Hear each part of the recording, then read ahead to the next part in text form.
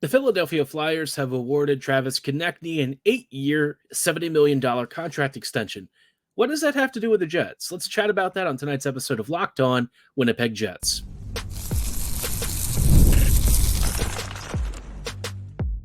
You're Locked On the Hockey Jets, your daily podcast on the Winnipeg Jets, part of the Locked On Podcast Network, your team every day.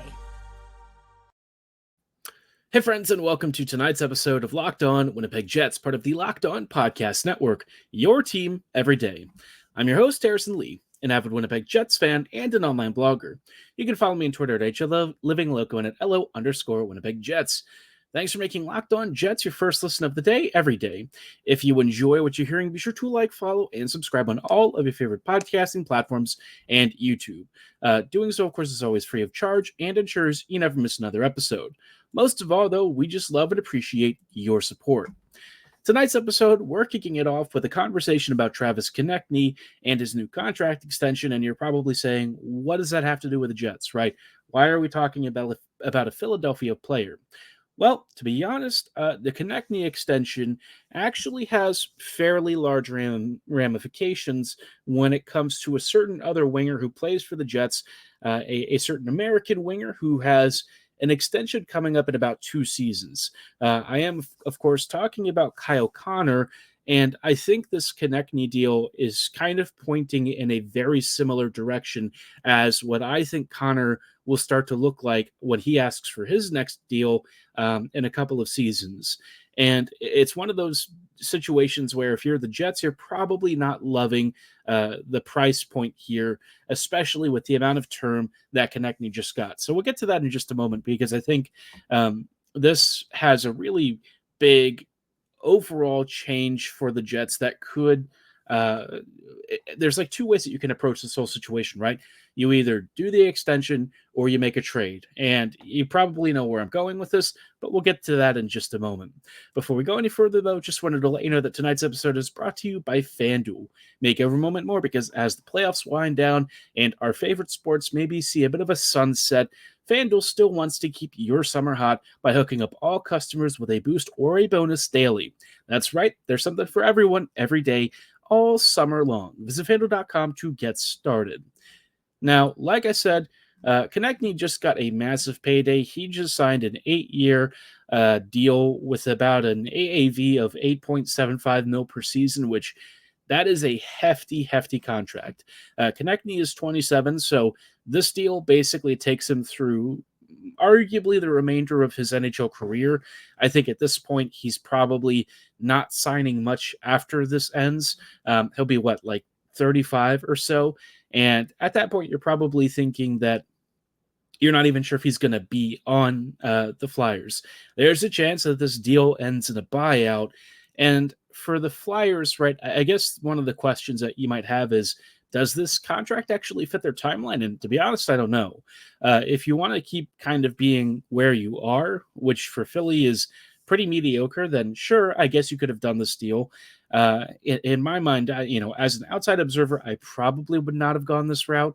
I just feel like for what the Flyers need and for where they're at this point, Konecny is a great player. Make no mistake, ton of fun.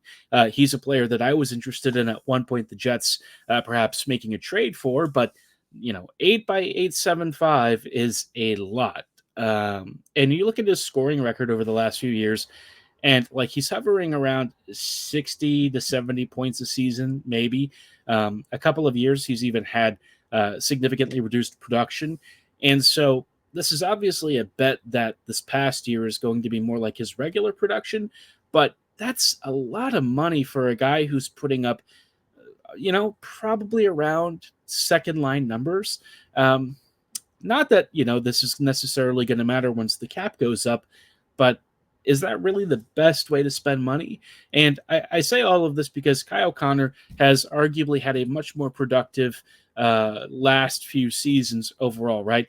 Connor is one of those guys who can probably hit 60 points almost in his sleep, whereas 68 points is on the high side for what Konecny has done. Connor just about could do this almost blindfolded.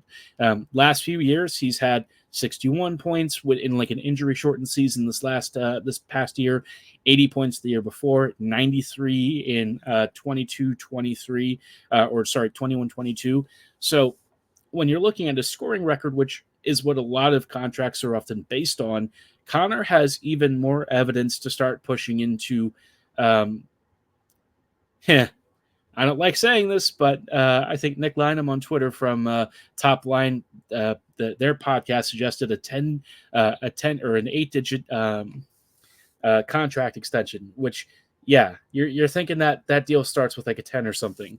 I'm gonna be honest, you got to stay away. I love Kyle Connor in a lot of ways, but I think you've heard me talk about his play on the podcast over the last several seasons. He is not a player that you want to sink 10 plus million into. I know that there's something to retaining the talent that you have.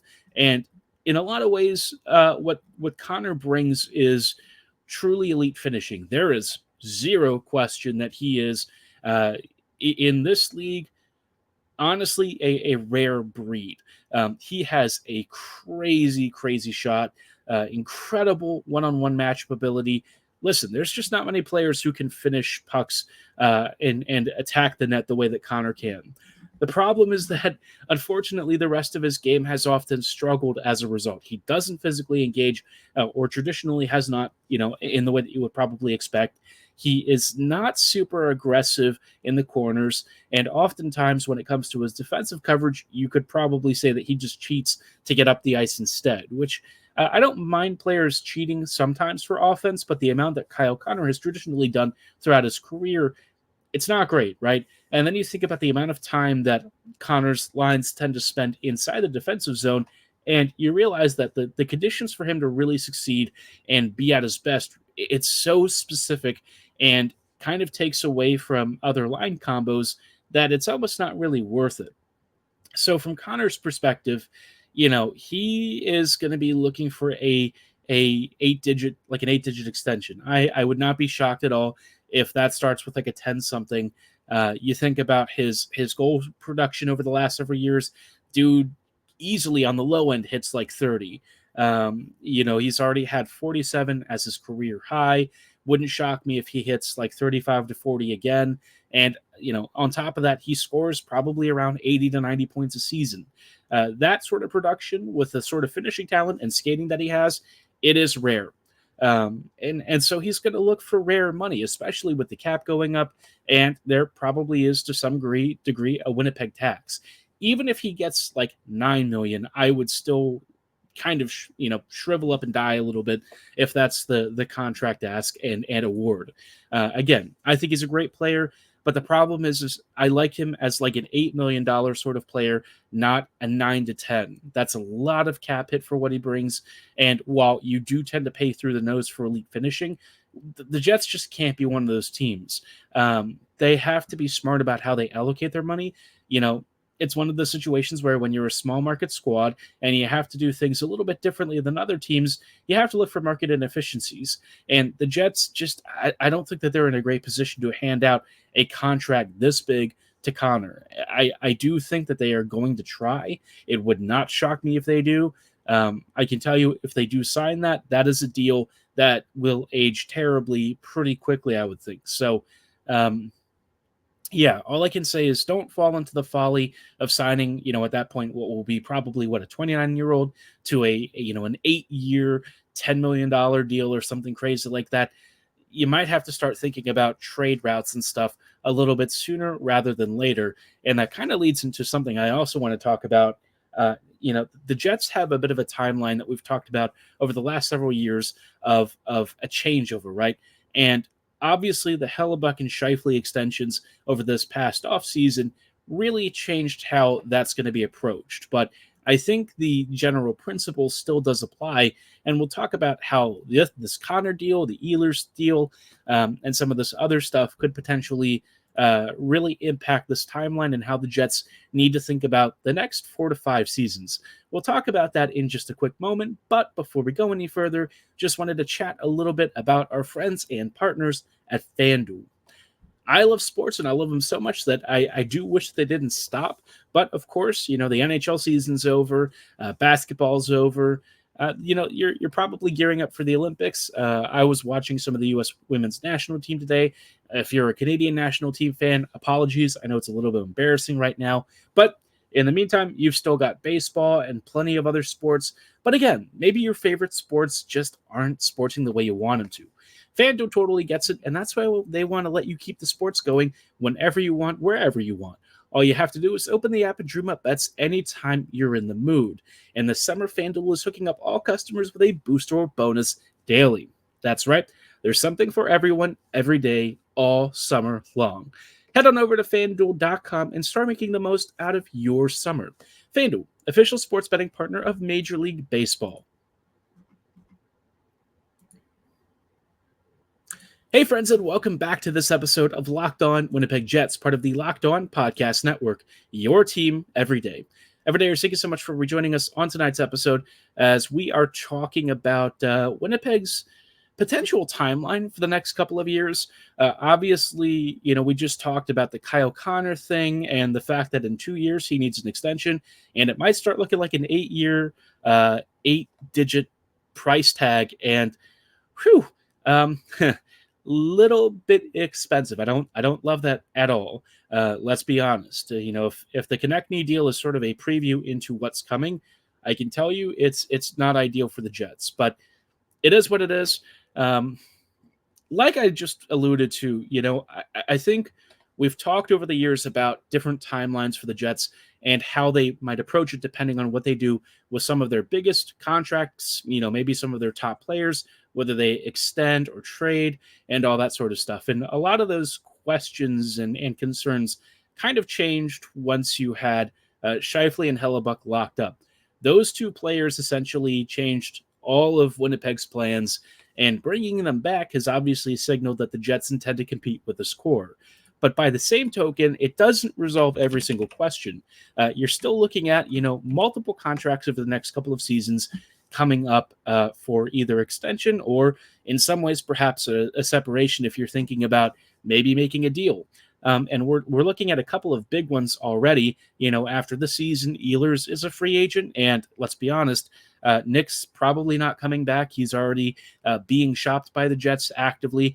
Connor's contract ends after 2026, which is obviously, a deal we were just talking about as perhaps not being one that you want to ink unless the cap hit is significantly lower than what he's probably asking for. And you also have all manner of depth players after the season expiring. Iafallo, Appleton, Nemesnikov, players like that are all coming up for extension, and not all of them are going to be coming back. I think the Jets need to be choosy about where they sink their depth allocations because they have a lot of interesting young prospects who might start to be ready to take over those spots.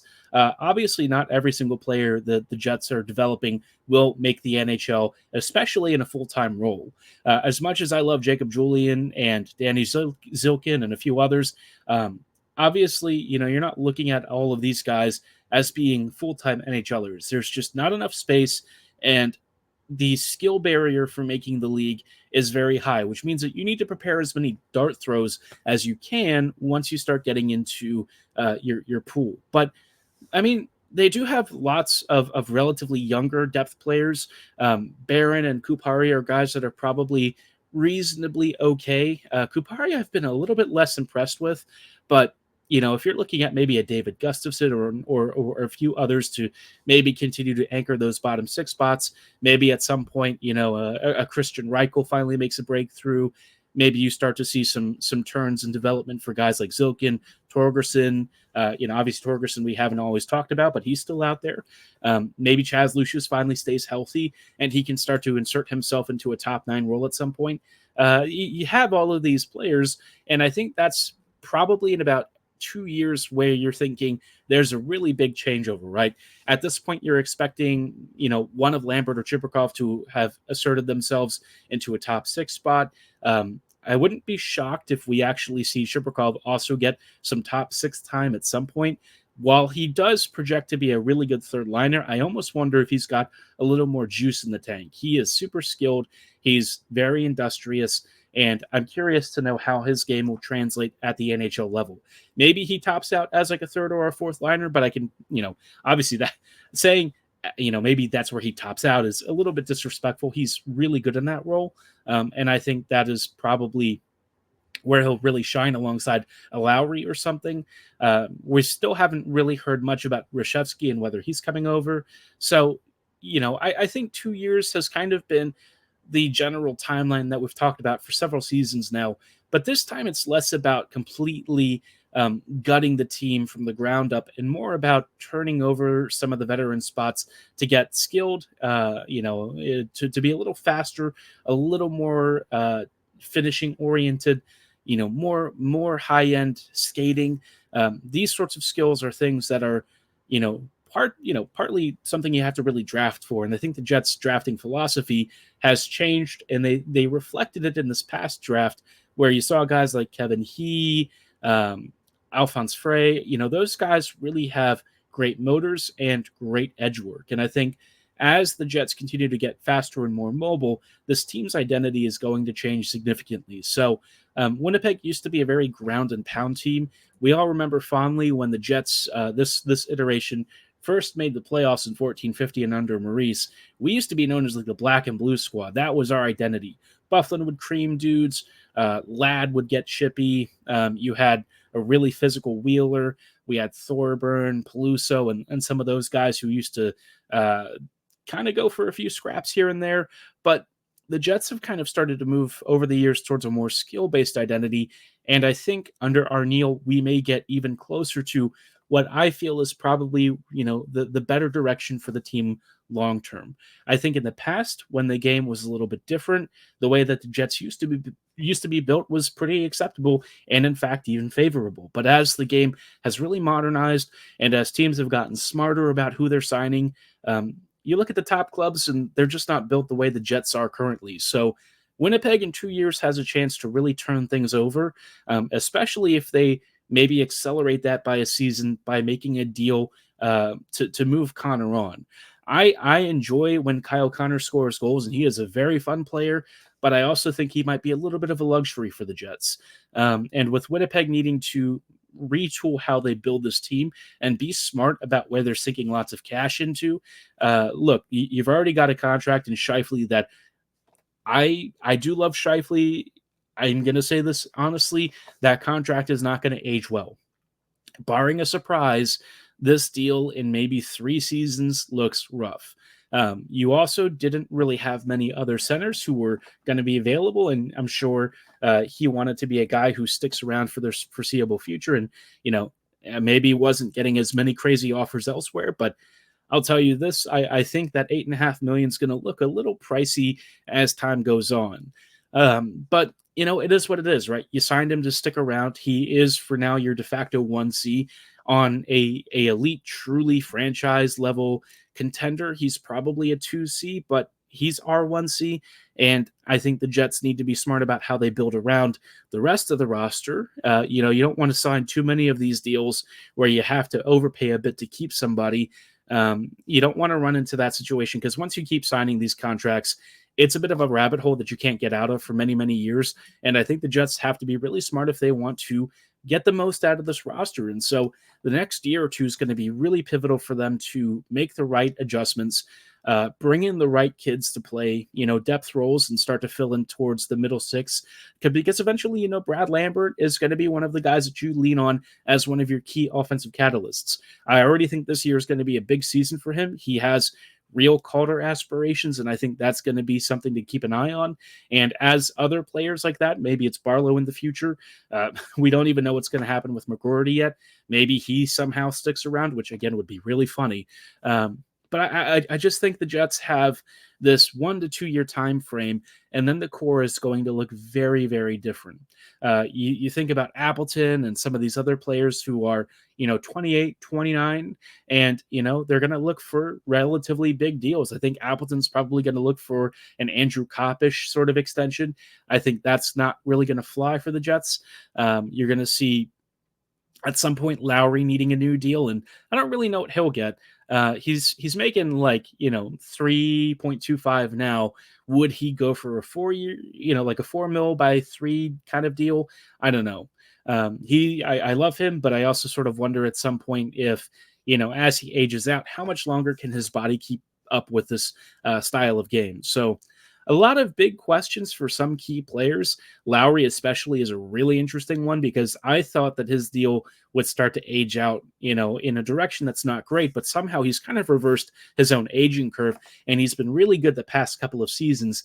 I just don't know how much longer that's going to continue. And so Winnipeg has very big questions in 1 to 2 years, and what they do with Kyle Connor, I think, informs a lot of what they should do after that. His next deal, whether it's with the Jets or elsewhere, is a really big determining factor in how much space they're going to have to work with in their top six, and also whether that's actual roster spots or also cap hits. I know it sounds a little bit silly, but if he gets paid like $10 million, that's perhaps 2 contracts for other players that get wrapped up in his own 1 cap hit. So a lot to think about for the Jets.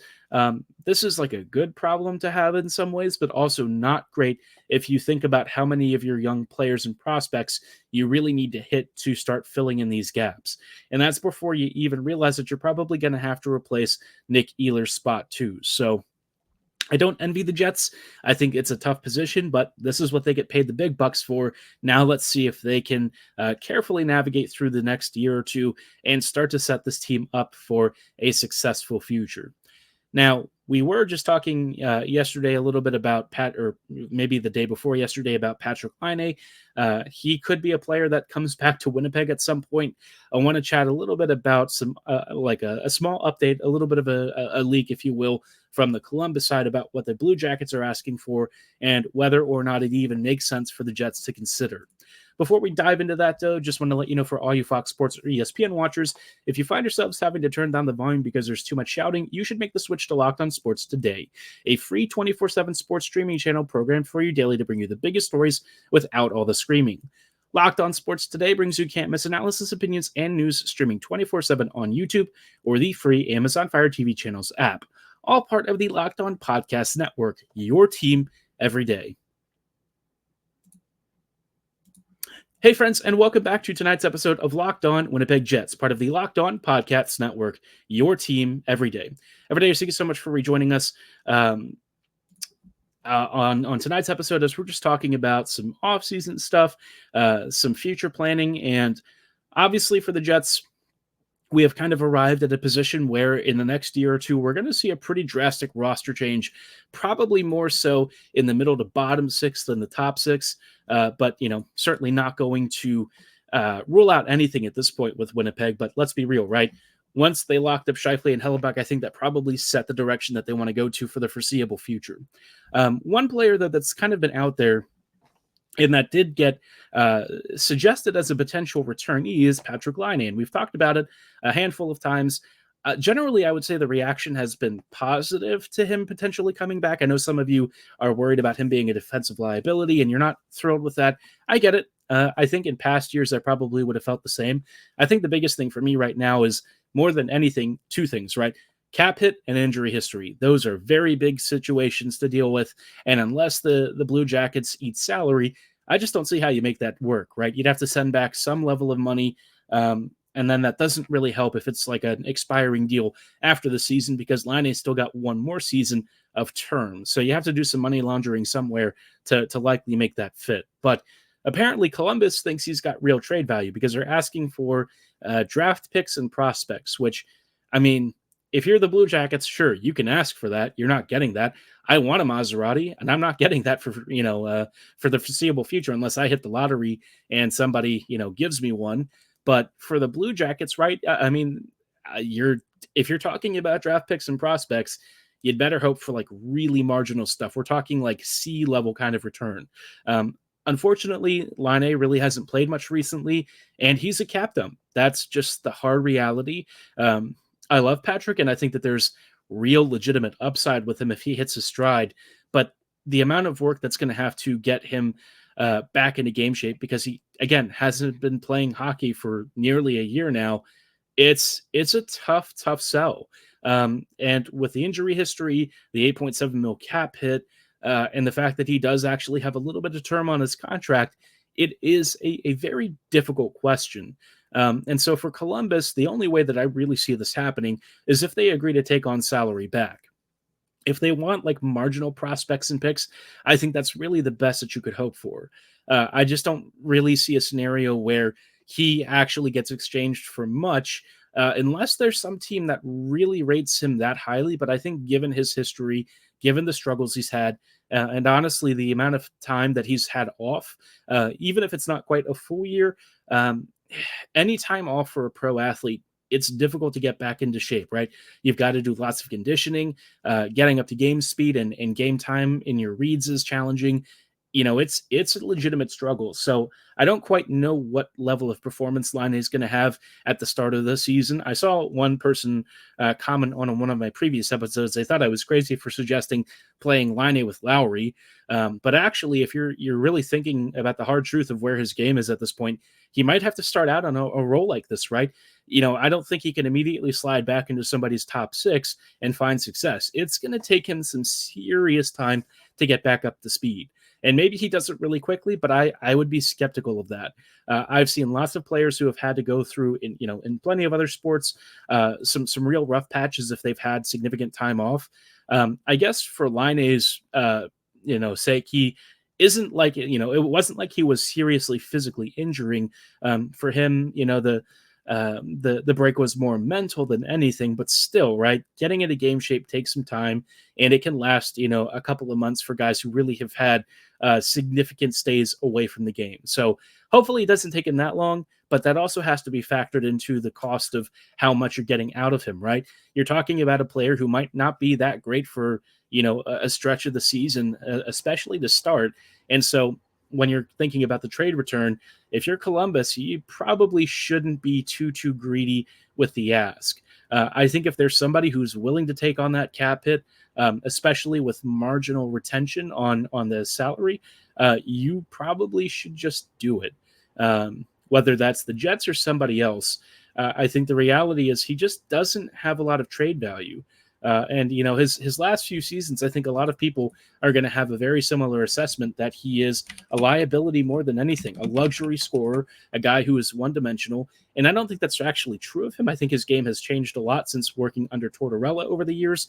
But unless you're really thinking that you want to take an 8.5+ mil gamble on a guy who's played less than 60 games in his last 4 seasons, I just don't see it. Now, the positive spin, if you're the Blue Jackets, is in those under 50 or 60 games that he's played, he has been scoring around a point per game for about half those seasons. But how much he can really do that right off the bat in his next team, well, I don't know. But I think if you're Winnipeg, right, there is a real reason to consider this gamble if you can make the money work. Again, it's just I don't think the Blue Jackets can really expect a big return. And so the only way that all of this really shakes out is if the Jets make some kind of a larger deal and Laine gets included. I continue to think that really is the best route to approach this. And again, I have my own reservations about trading for Laine. I love him, and I think he's a great player, but the conditions and the salary really have to be carefully managed, because in the same manner as I was just talking about Connor not being a player you want to sink a ton of money into, you also don't want to sink a ton of money and resources into a Laine if he's not going to be all that great for you. So real interesting gamble. I don't think that there's many teams that are equipped to even make this kind of swap. If the Jets do it, I suspect that they're going to bring in a third party to eat at least some salary. I think Laine at like 6 to 7 mil is a lot more palatable for at least a year or two. But how the Jets get to that point, I suppose, is a bigger question. But, it is a problem for later this offseason. I mean, I still struggle to really imagine a way that this all works out. But if he really is open to coming back to Winnipeg, he's got rare talent and a rare release that would be a game changer to have back in Winnipeg. I just don't know how you make it fit, right? We've talked about it, and I can only imagine a number of fantasy scenarios right now in my head, and we'll have to see if any of those end up coming to fruition. The good news is if they can't get David Jiricek, they are loaded for bear with top prospects like Kulemans and a few others on the blue line. So we'll have to keep an eye on that. But for now, we'll have to just be patient, if anything at all. As always, thanks so much for listening, and that's going to be it for tonight's episode. If you have any interesting thoughts about the offseason that you want me to talk about, or anything that you want me to address, drop them in the comments below or at my social medias at HLLivingLoco and at LO_Winnipeg Jets. For tonight's episode, though, that is going to be all the time that we have. Thanks so much for listening. Have a great night. And as always, go Jets, go.